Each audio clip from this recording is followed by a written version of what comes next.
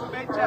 आज कळमेश्वर आणि आमच्या शिवसेना पक्षाकडून आणि आमच्या सर्व कार्यकर्त्यांकडून 2 घोषणा करण्यात येत आहे, जे की आम्ही 26 जानेवारीपर्यंत पूर्ण करू। त्याच्यातली पहिली गोष्ट आहे, कळमेश्वर स्वच्छ आणि सुंदर याचा फक्त बोर्ड लागला आहे, पण तो स्वच्छ आणि सुंदर नाही आहे।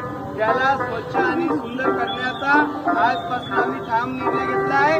आणि दुसरा, कळमेश्वर तालुक्यात जेवढ्या कंपन्या आहेत त्या सर्व कंपन्यातील कामगारांवर खूप सारा अन्याय होतो। त्यांना हाजरी कार्ड भेटत नाही किंवा त्यांना कंपनीचा आयडी कार्ड भेटत नाही।